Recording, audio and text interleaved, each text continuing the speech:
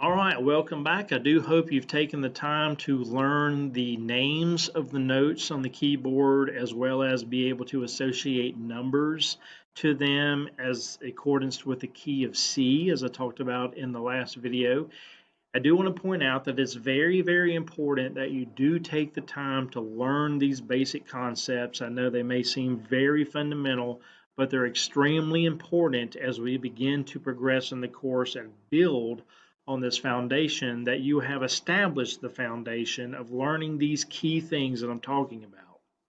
So we've looked at the names of the notes, and in the key of C, I've shown you how to associate the diatonic scale notes, the numbers that go along with the diatonic scale, meaning the C is 1, the D is 2, the E is 3, the F is 4, and so on and so forth. That is what we call, again, the diatonic scale, and it only focuses on the white keys right now in the key of C. In this lesson, I'm going to go ahead and incorporate what's called the enharmonic notes, or the semitones, or half steps, as sometimes they're called. These include the black keys, basically, which are referred to as sharps and flats. The reason they're called enharmonic notes is that they serve two purposes and really have two different names. So this first black key to the right of the C key can be referred to as C sharp. Sharp is this hashtag symbol or pound symbol. And looks like a lowercase b is actually a flat notation, a flat symbol. So this can be C sharp, and it can also be D flat. It's the exact same note either way you look at it. It's the same physical note, it's the same tone or the same pitch when you play it. So C sharp and D flat are exactly the same thing. And that is what we consider to be a half step. So we go from C to C sharp to D sharp, and so on and so forth. So we call those half steps or semitones, as they're referred to in music.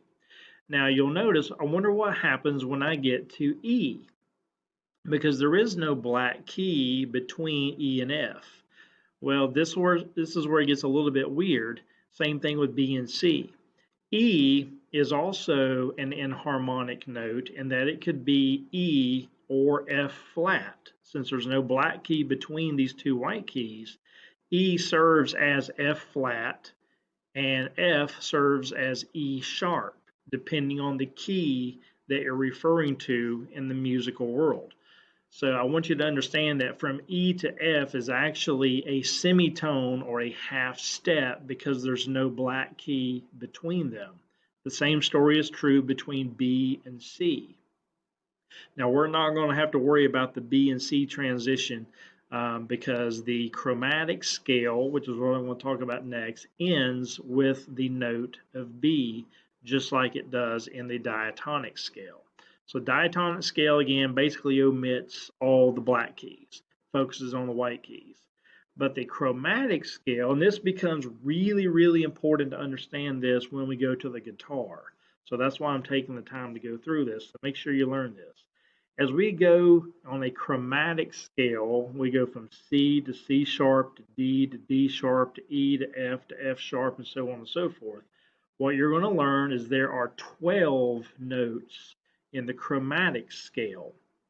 So as we go up, and we'll look at the diatonic scale first again.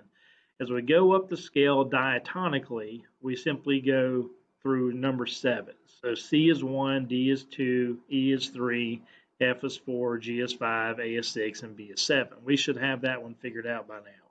But now let's look at the chromatic scale. What happens here is we're going to count by semitones. So we're going to start at C, and that's going to be semitone 1. And then semitone 2 is going to be C sharp or D flat, whichever way you want to call it. Okay, so as we're going up the scale, we refer to those as sharps. As we go down the scale, we refer to those as flats. So it depends on the direction you're playing, basically, as to what you call them. But either way you call them, they're going to be the same physical note, the same pitch, the same key you're pressing on the keyboard. So C sharp in the chromatic scale is the second note.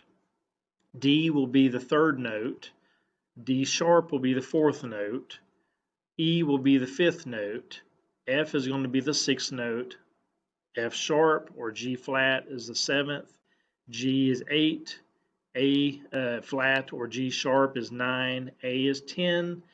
A sharp or B flat is 11, and then it stops with the 12th note of the chromatic scale of B.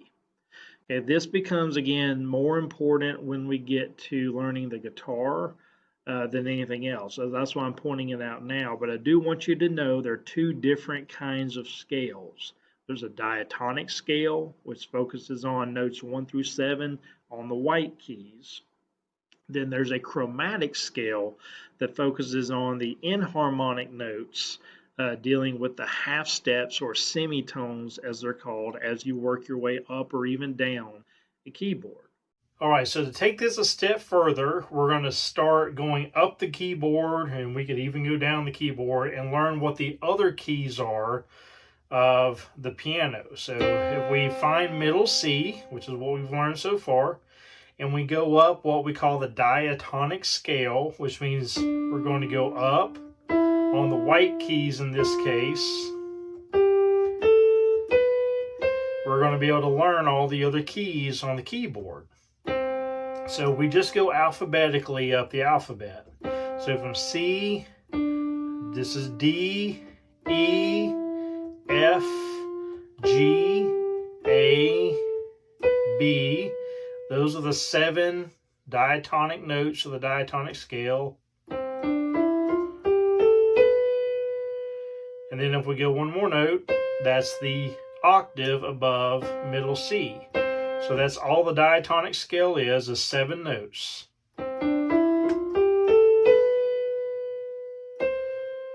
So we focus on these 7 notes down through here to learn the diatonic notes. Now the chromatic notes, which we'll talk about, are including the half steps or the enharmonic notes or the black keys, so the sharps and flats. So in this case, we're going to go 1, 2, 3, 4, 5, 6, 7, 8, 9, 10, 11, 12. We still end on the note of B. Diatonically, we end on B, and chromatically, we still end on B, but there's 12 notes to the chromatic scale and 7 notes to the diatonic scale. Okay, so take some time, let that settle in, make sure you understand the difference in the diatonic scale and the chromatic scale and how to play both on the piano and how to number them both, because again, the numbering system, especially in the chromatic scale, plays a very important role in understanding notes on the neck of a guitar when we get to that point. So go ahead and pause this session, this point in the course, and make sure you've learned everything up to this point before we continue, because it's about to get a little bit more complex. It's still super easy, but it's going to be a bit more complex as we move forward and learn how to not only play notes, but how to put notes together to play chords. Okay, so we'll see you in the next video, but make sure you learn all the information currently up to this point before you continue.